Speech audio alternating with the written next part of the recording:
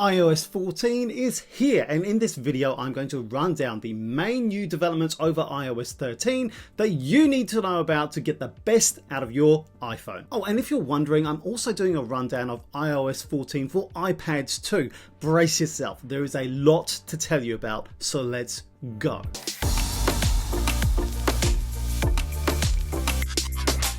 Let's start with my first highlight, which is all about how you manage your home screen on your iPhone.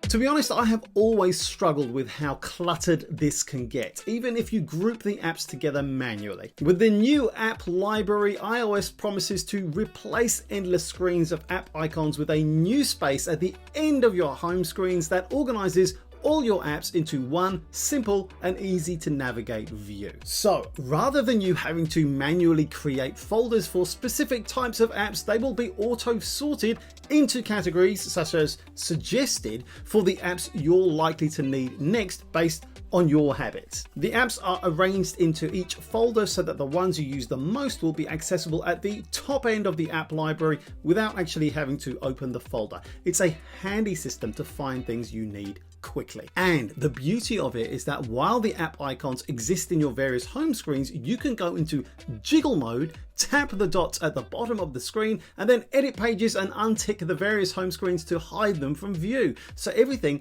is much neater and less cluttered. Win!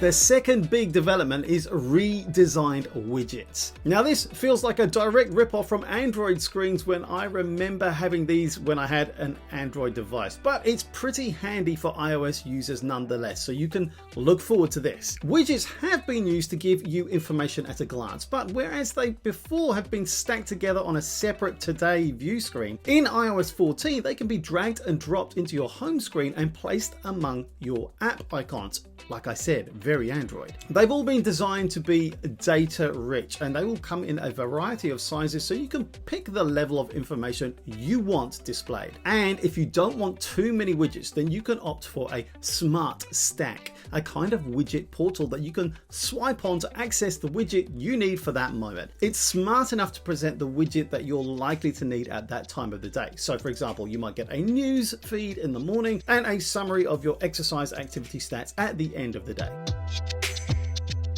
Thirdly, a smarter, more accessible Siri. Now, although Siri has got smarter over the years, the interface has remained pretty much the same until now. Instead of the full screen interaction that we've got used to over the years, now you'll see a complete redesign. If you say open Safari, the Siri icon will show at the bottom of the screen to show that the command has been heard. And then within a second, the command will be executed. And if you ask another question like, what's the weather like? Then the results will appear at the top of the screen like a notification. Now, Apple has been really eager to point out that Siri is now able to provide 20 times more facts than was possible just 3 years ago. You can also now use Siri to send audio messages, and the same Siri voice recognition has now been integrated into keyboard dictation across the entire system, so you get much better accuracy in transcription with a more secure level of privacy too. Super important in 2020 and beyond. My God, that sounds space age even for an old guy like me. Fourthly, better messaging. Now, my sense is that COVID-19 has driven a ton of improvements and developments for the messaging app so that it's even better than the big update it got in iOS 13. You'll now be able to pin conversations so they don't get lost and swamped, and you can find them easily from the top of your messages screen. You can also now reply in line, which makes it easier to tell what's going on and reply directly to a specific message in a group chat by tagging a person's name to that start of the message. You can also reduce the number of notifications you get by setting it up to only notify you of a new group chat message when you've been specifically mentioned. And if you've watched The Social Dilemma recently, you'll know how important it is for you to manage your notifications. You can also add a WhatsApp-like group photo to your chat group, and you can see photos of who is in that group easily too. Easier to see, easier to access, and easier to track what's going on without getting bombarded by notifications. Nice.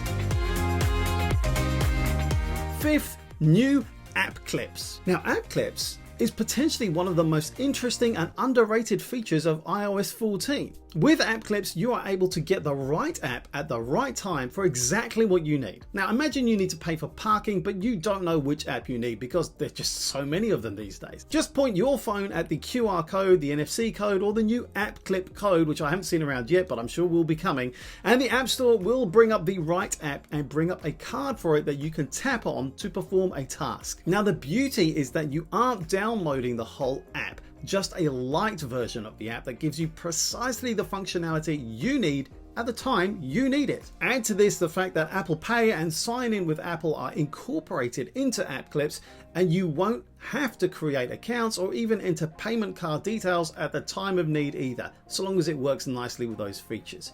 You can see that this is potentially a really helpful new feature, and I'm sure there's going to be tons of development on this. When you receive a call either on the phone function or through a third-party app like Skype, in iOS, the whole screen got taken over and whatever you were doing got covered up entirely by that phone incoming call screen. However, in iOS 14, incoming calls will be reduced to a small notification alert like you see on a Mac when a call is incoming, and you can tap on to take it or to dismiss the call. Now this is a small improvement, but it's been a long time coming, and I welcome it for sure. Now, translation on an iOS device is not new. You can get third-party translation apps, of course, but now Apple have created their own integrated app, Translate.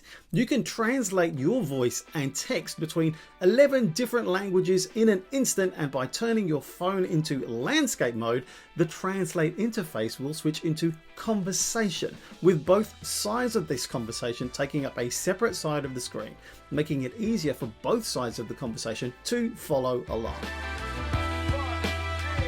Although picture-in-picture already exists in some apps like WhatsApp, Apple has now incorporated this into iOS 2. This means you could be watching something on Apple TV Plus and then swipe to go to your home screen, and the video will carry on playing in a smaller independent video, so you can use apps whilst it continues to play. And this little viewing window can be dragged and dropped anywhere on the screen, so it doesn't obscure what you need to see in your app, and you can pinch and zoom too. You can also swipe to take the picture off the screen but continue to listen to the audio, which might be a handy little trick. iOS 14 will work with your iPhone if it's a 6S or later than that. Check out my upcoming video on iPadOS 14 on the iPad, coming soon right here. Thanks for watching. Applaud, like, share, become my patron, buy gear through my links, all are in the video description. Thank you for watching. My name's Saab Johal. See you again soon.